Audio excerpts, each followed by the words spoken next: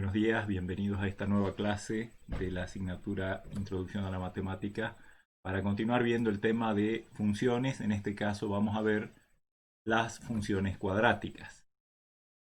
Las clases anteriores hemos estado viendo el concepto general de función y hemos visto también la función lineal, que es una importante clase de funciones en las cuales la fórmula que define la imagen de x a través de la función es un polinomio de grado 1 o a lo sumo 1, podría ser un polinomio constante también o el polinomio nulo. Pero hemos tratado en esas clases de rescatar el comportamiento cualitativo que tiene una función lineal, en la cual fundamentalmente hemos visto que cuando uno cambia los valores de la variable independiente, los de la dependiente cambian de alguna manera en forma proporcional al cambio que hubo en la variable independiente. Ahora vamos a ver el tipo de funciones cuadráticas, en las cuales el polinomio, la expresión que define a la función es también un polinomio, pero ahora un polinomio de grado exactamente 2. Es decir, van a aparecer la variable independiente elevada al cuadrado en la fórmula que define a una función cuadrática, con algunos otros términos, por supuesto. Vamos a estudiar el comportamiento y vamos a tratar de que quede fijo en ustedes cuál es, digamos, la forma de comportarse que tienen estas funciones. Cuándo es creciente, cuándo es decreciente, qué tipo de puntos especiales puede llegar a tener una gráfica de una función cuadrática. Y después vamos a tratar de generalizar a funciones que también estén definidas a través de polinomios de grado mayor todavía al grado 2. Así que nos vamos a dedicar ahora a investigar estas cuestiones. Eh, las funciones cuadráticas o las fórmulas cuadráticas surgen en general muchas veces en problemas incluso de la vida cotidiana o como este que les propongo que estudiemos.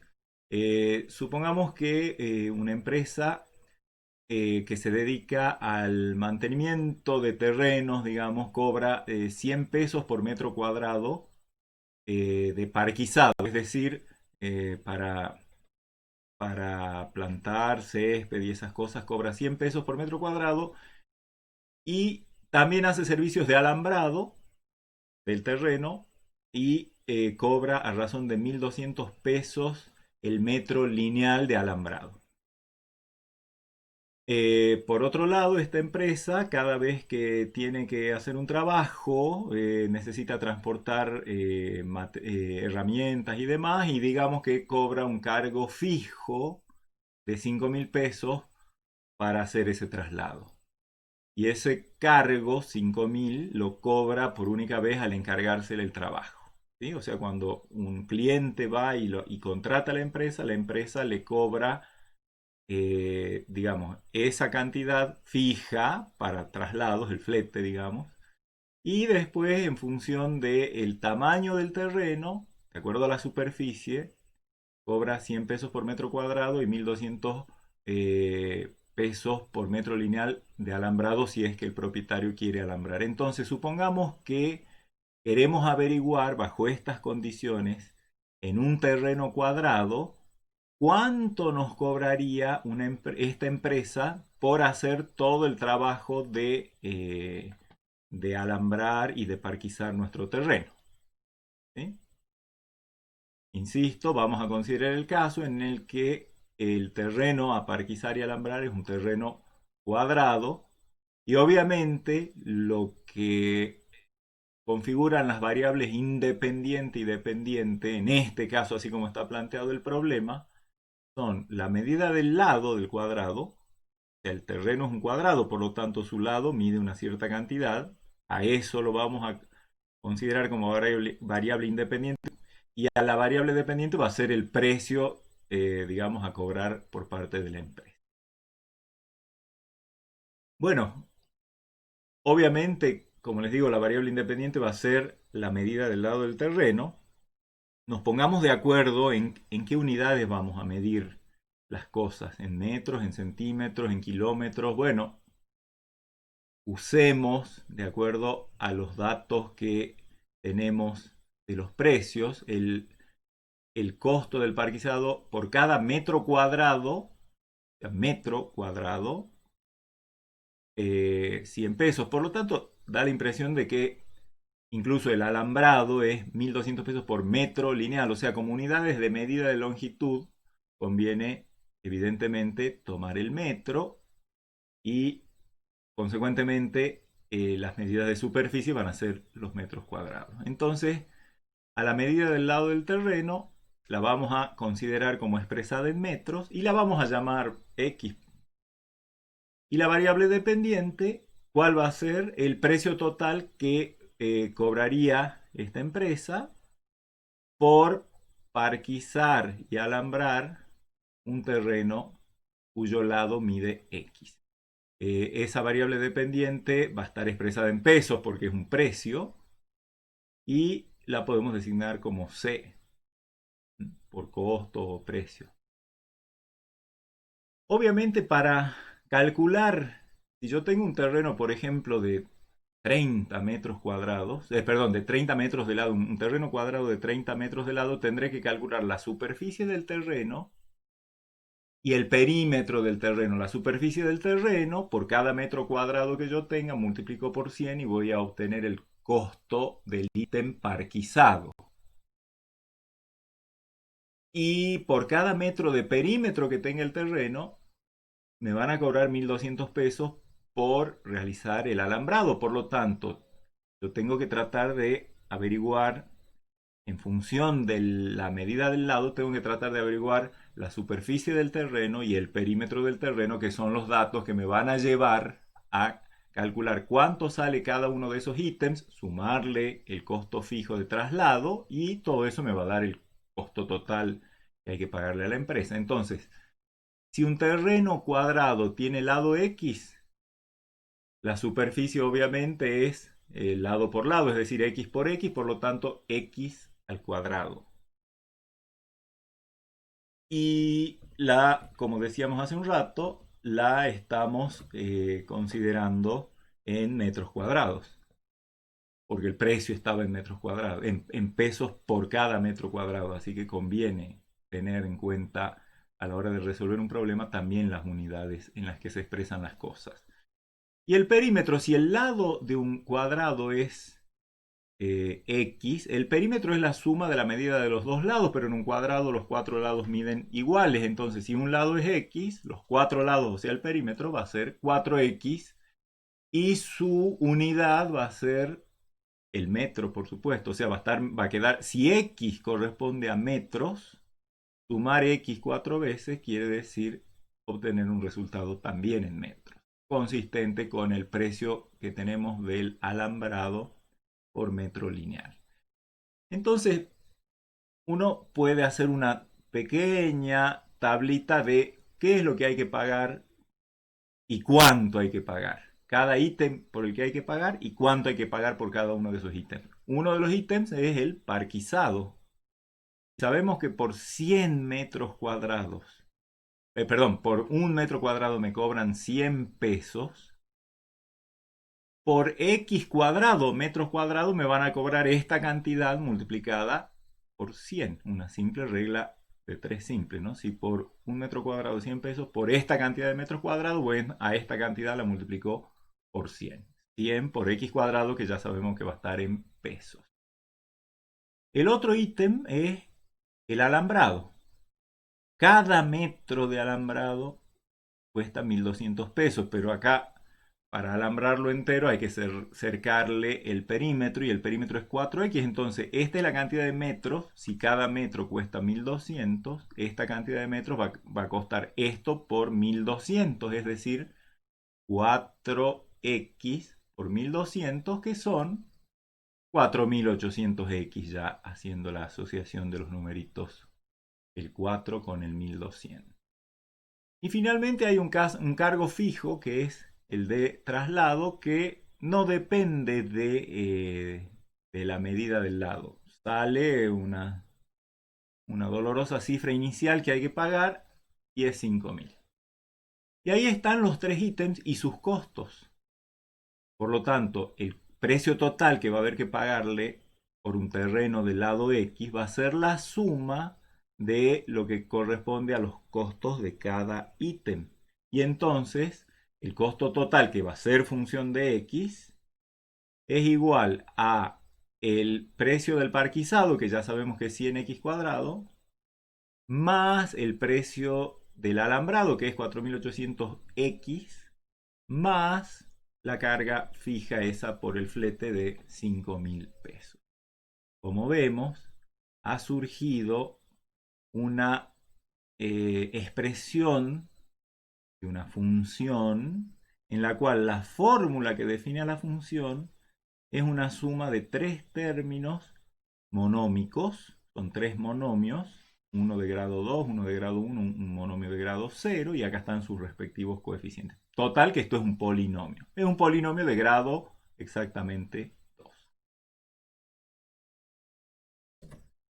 Bueno, tratemos de ver cómo se comporta el precio que hay que pagarle a la empresa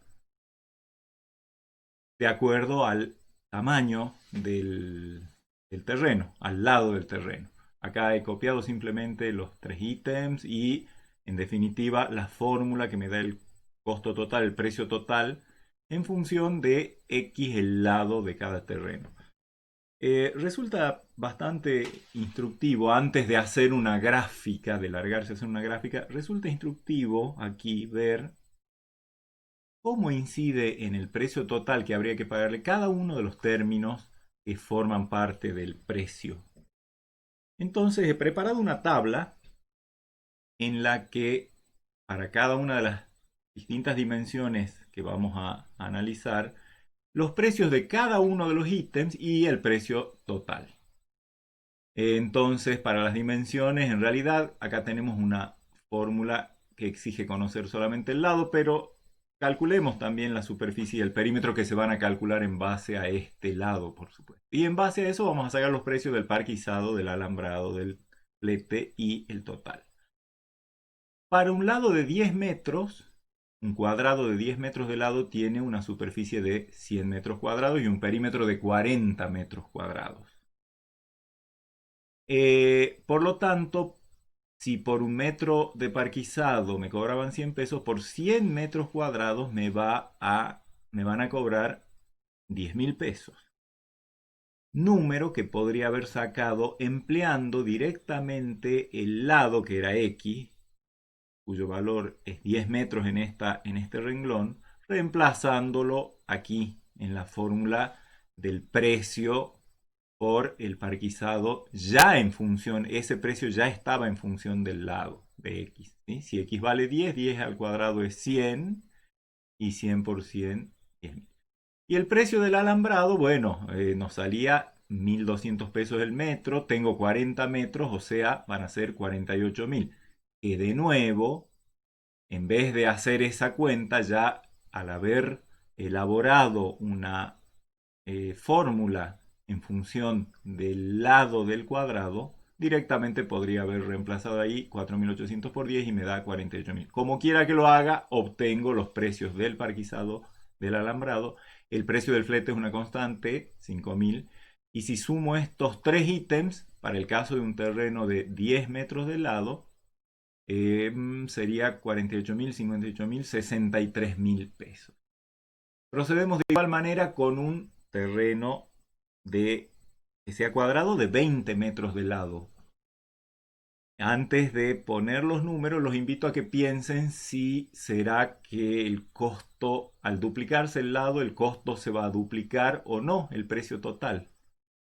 Vamos a ver, la superficie, al aumentar el lado del cuadrado de 10 a 20, la nueva superficie en vez de no es el doble, sino 400, o sea, es 4 veces más la superficie. ¿Por qué? Porque 20 por 20 es 400. Para calcular la superficie es lado al cuadrado, 20 al cuadrado, 400. Ahí ya nos indica algo que estamos más allá de la proporcionalidad. No hay proporcionalidad. El perímetro es 4 veces el lado, 20 por 4, 80. Acá sí hay proporcionalidad en la parte que corresponde al perímetro. Se multiplicó por 2 el lado, se multiplicó por 2 el perímetro. Pero no pasó lo mismo con la superficie. Entonces por parquizado vamos a tener 40.000 pesos, que era lo mismo que reemplazar a x por 20, 20 al cuadrado por 100, me daba 40.000.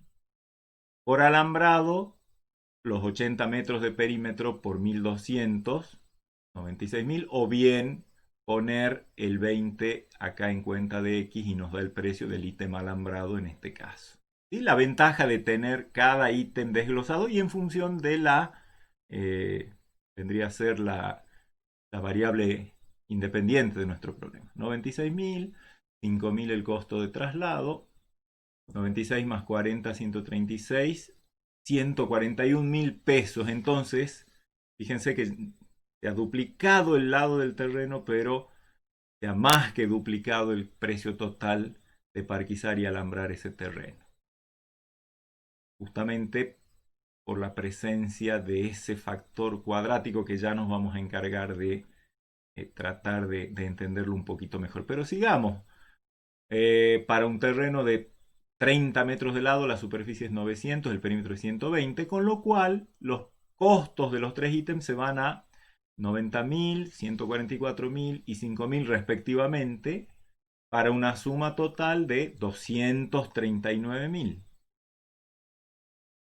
Hagamos lo mismo con un par de lados más. Para 40, con superficie 1.600 metros cuadrados y perímetro 160 metros, el parquizado cuesta 160.000 y el alambrado 192.000. El fijo, que es el flete, 5.000 para un total de 357.000. Veamos un terreno de 100 metros de lado. Un cuadrado de 100 metros es justamente lo que es una manzana de una ciudad. La superficie es 10.000, o sea, una hectárea.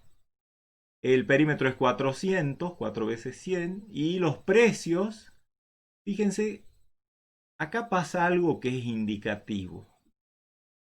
Uno siempre trataría de ver cómo inciden los tres costos individuales sobre el precio total. En el terreno del lado chiquito de 10 metros, la mayoría del total corresponde al alambrado. Y de hecho el parquizado y el traslado, el flete, son mínimos en comparación a esos dos, son bastante menores. La cantidad de 5.000 se va a ir manteniendo, obviamente ese es el trato, pero la cantidad que se paga por parquizado y por alambrado hacen una carrera en la cual, fíjense que para un terreno de 100 metros de lado pasó a ganar por el doble el precio del parquizado sobre el precio del alambrado. Es decir, el costo total de 1.485.000 para un terreno de 100 metros de lado, la mayoría de eso, 2/3 partes prácticamente, corresponden a parquizado. O sea que para lados grandes, evidentemente el parquizado es lo que más va a incidir en el costo total de los servicios que se quiere hacer. Fíjense, para un terreno de 500 metros. Creo que es bastante explicativo el hecho de que el costo del parquizado, 25 millones, pulveriza al costo del alambrado y al costo que ya pasa a ser, digamos, mínimo, el flete del traslado que nos cobra la empresa. El costo total es 27 millones y medio prácticamente, de los cuales 25 millones son de parquizado. Me gustaría que conserven esta idea en la cabeza porque tiene una explicación cualitativa de cómo colaboran los tres términos que eh, forman esta expresión. Al principio, el cuadrático, fíjense que tiene un coeficiente de 100, o sea, está multiplicado por 100x al cuadrado. X está multiplicado por 4.800, entonces, al principio, para valores de x chiquitos, este prácticamente ni se siente frente a este, pero al estar elevada x al cuadrado, cuando va subiendo x, es decir, el lado del cuadrado, este término cada vez se va haciendo mucho más importante en comparación a este.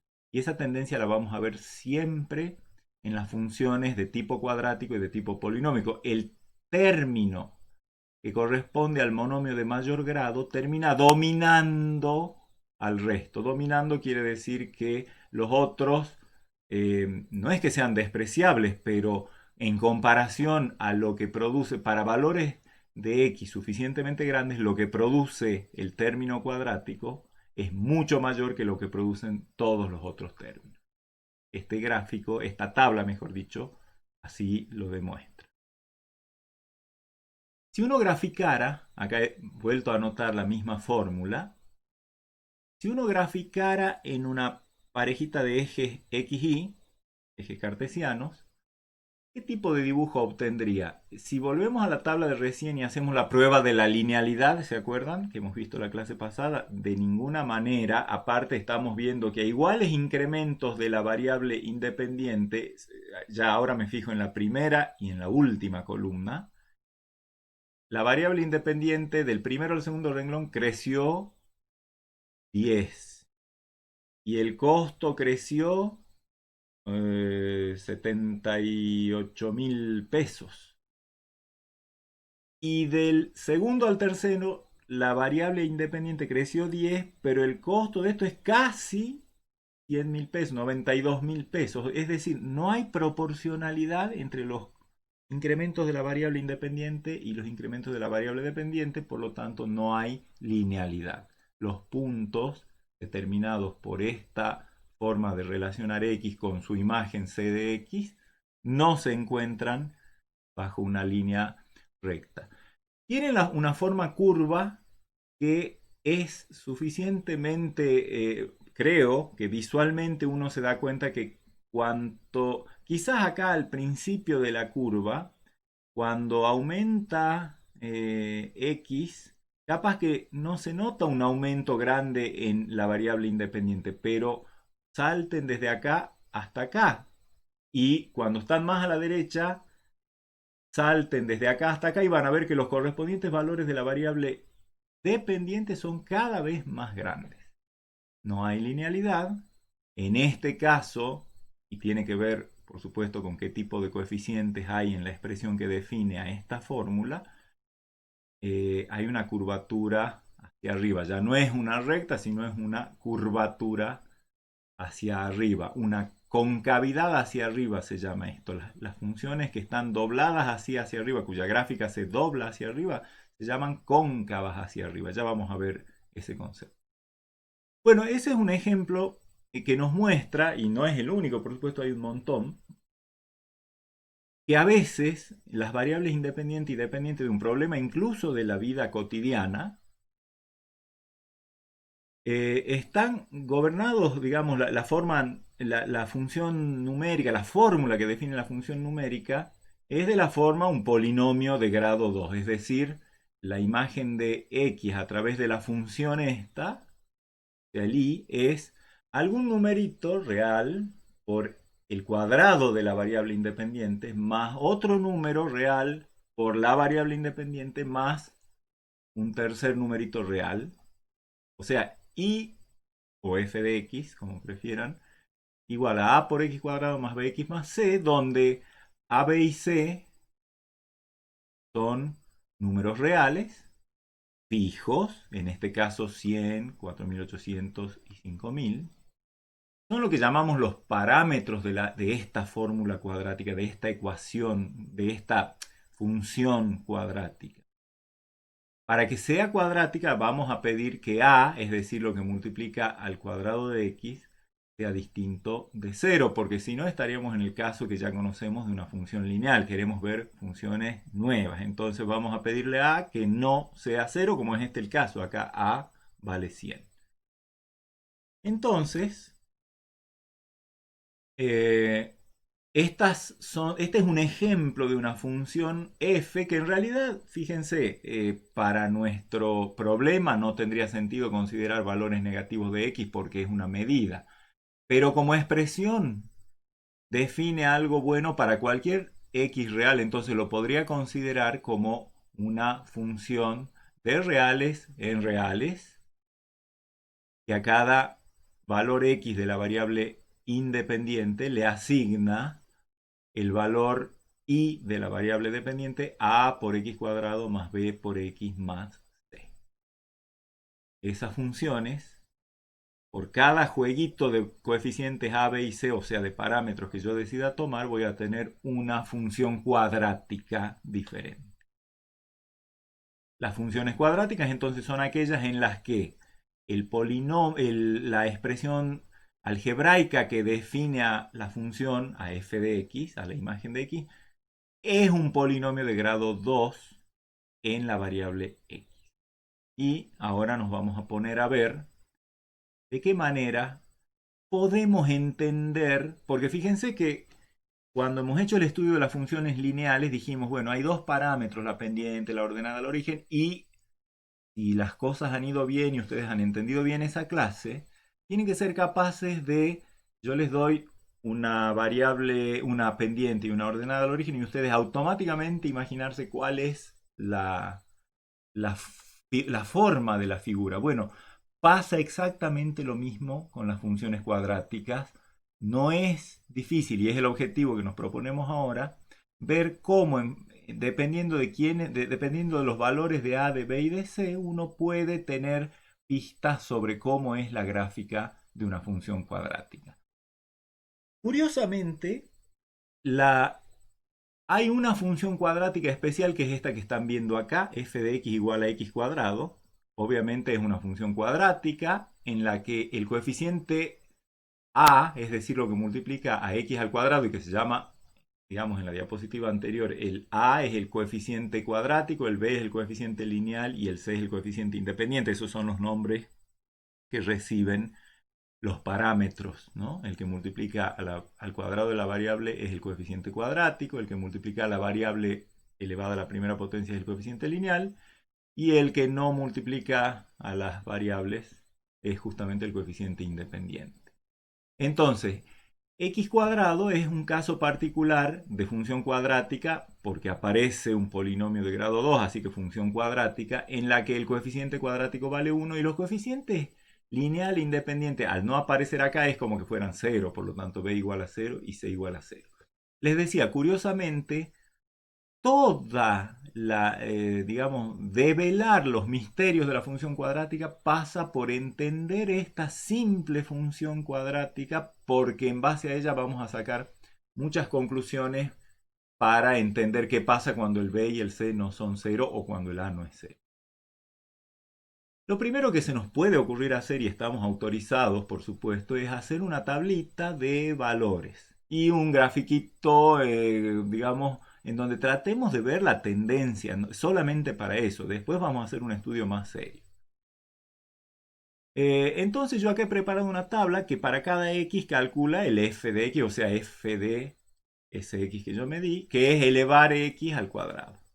Cuando x vale menos 3 al cuadrado, que significa menos 3 por la regla de los signos, es menos 3 por menos 3 da 9. Cuando x vale menos 2, la función, es decir, la imagen de menos 2 es 4. Menos 2 por menos 2, o sea, menos 2 al cuadrado, 4. Menos 1 al cuadrado, 1. 0 al cuadrado, 0. Y acá vamos a encontrar algo que nos va a parecer conocido. Cuando x valga 1, 1 al cuadrado va a dar 1, lo mismo que daba cuando x valía menos 1. Cuando x valga 2, 2 al cuadrado es 4, lo mismo que cuando x valía menos 2. Cuando x vale 3, 3 al cuadrado 9, lo mismo que cuando x valía menos 3. Vamos a parar ahí la tabla, digamos. Obviamente, si yo quiero tener una buena gráfica, es bueno dar un montón de valores. Bueno, acá les voy a mostrar una gráfica de esta función elaborada con un montón de valores que ustedes imaginarán. Es una figura que les debe resultar conocida porque en cualquier curso previo en el secundario seguramente han visto y se deben acordar del nombre de esta figura. Esa figura se llama una parábola. Fíjense, no es una línea derecha, es como que una vara horizontal, originalmente horizontal, se ha empezado a doblar, a combar desde ambos extremos hacia arriba. Esa figura cumple con alguna serie de propiedades que son bastante fáciles. La primera propiedad, y recuerden que estamos hablando de la función y igual a x cuadrado, o sea, f de x igual a x cuadrado. La primera propiedad que cumple es que cuando yo tomo cualquier número real y evalúo el valor de la función, o sea, x al cuadrado, f de x que es x al cuadrado, por la regla de los signos eso me da mayor o igual que 0. Eso significa que cualquiera que sea el x que yo tome, el correspondiente y siempre va a ser positivo o 0 en el peor de los casos. Nunca voy a tener un par ordenado con coordenada y negativa. Y eso se refleja en el hecho de que la figura de la parábola de la y igual a x al cuadrado se desarrolla siempre en el semiplano que está esto es un plano que el eje X lo divide en dos semiplanos, el semiplano superior y el semiplano inferior. La gráfica de esta figura, de esta función, siempre se desarrolla en el semiplano superior. Esta es la razón, la regla de los signos. Por otro lado, si yo tomo cualquier número real, digamos el 2, ¿sí? Le cambio de signo a 2, paso a menos 2 y evalúo el valor de la función en menos 2, por ejemplo acá, obtengo el mismo número que si evalúo la función en x sin cambiarle de signo. ¿Por qué? Porque f de menos x quiere decir la imagen de menos x, esta función a cada argumento lo eleva al cuadrado. Entonces, si su argumento es menos x, a menos x lo elevamos al cuadrado. Por la regla de los signos, eso es lo mismo que x elevado al cuadrado, que es lo mismo que f de x. ¿Qué consecuencia gráfica trae eso? Una muy sencilla, que hay como una simetría respecto del eje vertical. Es como un espejito, ¿sí? Acá es como que yo tuviera un espejo y todo lo que pasa por acá se refleja para el otro lado, pasa exactamente lo mismo. Estas funciones, no, la función f de x igual a x cuadrado no es la única función que cumple que para cualquier x, f de menos x es igual a f de x. Hay otras funciones que vamos a ir viendo durante este curso y tienen un nombre especial. Y por supuesto que la característica, una no es característica, pero lo que va a pasar acá es que si yo tomo no solo de entre estos, yo acá generé una tabla con 7 puntos. Podría haber generado una tabla con 1000 puntos. Por supuesto que no los iba a aburrir con eso. Pero si generase una tabla con 1000 puntos y de esos 1000 puntos tomo 3 cualesquiera, ninguno de esos 3 van a estar en línea. O sea, si yo tomo, por ejemplo, este punto con este punto y con este punto de la gráfica, más vale que no están en línea. Pero si tomo 3 puntos que pareciera que esto se parece a una línea recta, no señores. 3 puntos cualesquiera no están alineados. 3 puntos sobre la parábola, 3 puntos diferentes que yo elija sobre la parábola, no están alineados, no están sobre una misma línea recta. Eso se puede, digamos, ver a través del criterio de la linealidad que hemos visto la clase pasada, pero lo que quiero puntualizar es que esto no es que se estabiliza en una forma recta, siempre se va curvando, curvando, curvando cada vez más. La curvatura es cada vez menor, pero siempre hay una curvatura. Y fíjense, ¿no? A medida que x se hace cada vez más grande, el valor de y, o sea, el valor de la función, se hace cada vez más grande. Eso en la parte positiva. En la parte negativa de los valores de x, por ejemplo, menos 1, menos 2, menos 3, también cuanto más lejos me voy del origen, más grande es el valor de la función. Al punto tal que si yo quisiera saber si los valores de la función se hacen tan grandes como yo quisiera, la respuesta es sí. Basta con tomar x suficientemente grande para que el valor de y, o sea, la imagen de x a través de esta función sea mucho más grande.